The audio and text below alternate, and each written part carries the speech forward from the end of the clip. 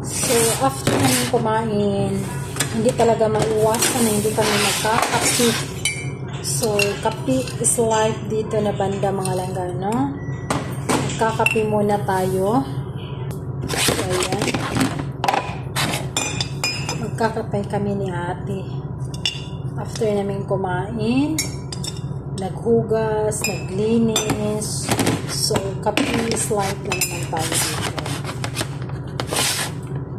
Kailangan talaga natin dagyan yung tiyan natin. Diba? Kasi nga nagtatrabaho tayo. So, ano talaga tayo? Kakain tayo ng maganda. So, ayan, malangga na. O, diba?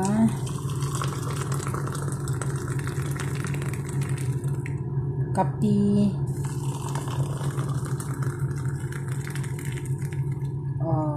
So, hindi yan, pwede na wala tayong pare sa ating kape. So, mayroon akong giinit din. Ayan, nakikita nyo ba yan? Ay, hindi yata siya nainit.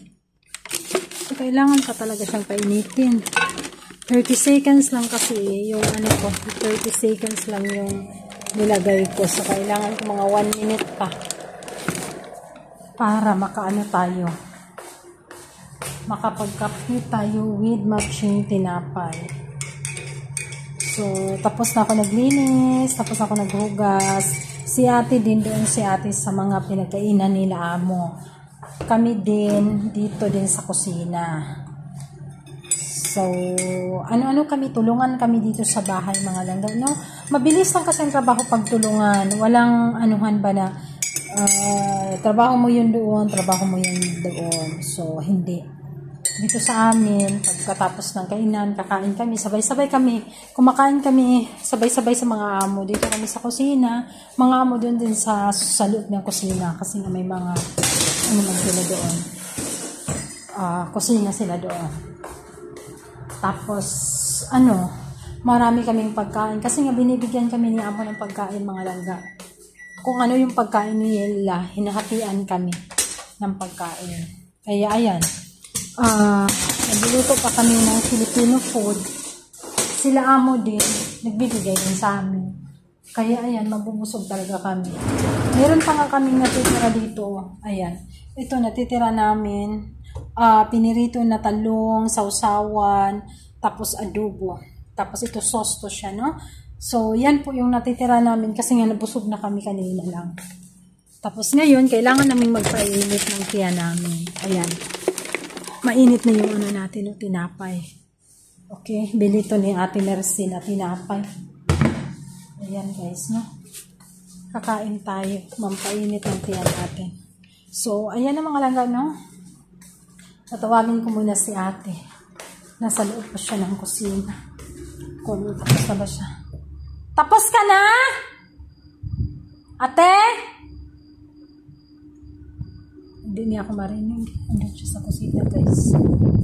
Ayan. Inom na ta. Coffee. Halika na. Coffee. Ganun lang kami dito mga langga, as in. So, kakain na, iinom na ng kape. Ayan, thank you kayo Lord Jesus sa mga panalangin. Okay. Kape muna kami.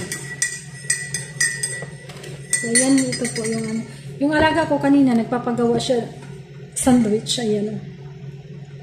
May chicken nuggets, may fries, tapos nilagyan ng cheese. Iwan ko kung masarap ba to. Busog pa kasi ako eh. So, ayan mga langga, no? Hope yung mga nagpa-fasting dyan, no? Nakakain kayo ng maayos. Kasi nga, kailangan talaga natin kumain. Kasi whole day tayo hindi nakakain. Kaya, maganda kasi sa feelings mga langga, no? Na yung pagsanay ka ng maka-fasting, ang ganda-ganda talaga sa feeling, sa totoo lang. Unang araw, parang nahihirapan ka, parang tinitest ka.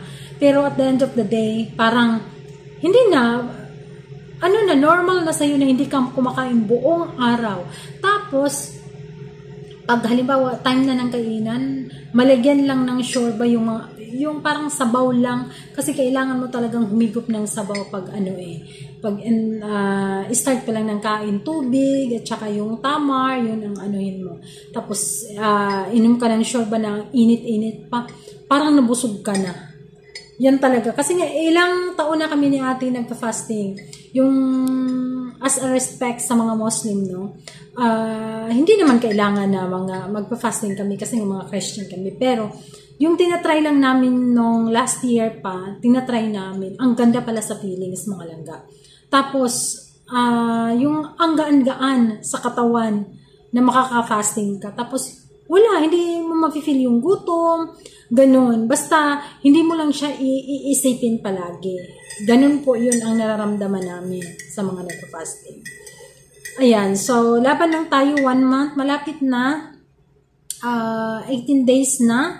Ngayon, 18 days, 26 tayo ngayon. 15, lagi 18 days. Kailangan laban lang tayo, kunti na lang, magtatapos na din. At saka, ayan, hamdalala, okay tayong lahat, diba, mga ka-OFW. So, ayan mga langga, no? Time to drink coffee muna. Kasi pagkatapos dito, aakyat ako sa taas, andun na yung mga alaga ko, si Amo, nandun sila lahat, nagko-coffee sila, uminom sila ng gawa. Umain sila dito sa first floor, tapos pag mag-drink sila ng gawa or magkain sila ng sandwich, dun sila sa taas pa, upo sila sa sala. So kami naman dito din kami. So pag may mga utos, tatawagin kami, ganun. Yun lang po. Diba? So, yun lang po ang share ko sa inyo yung vlog natin for today, mga langga. So, thank you for watching, mga langga. God bless everyone. Bye-bye.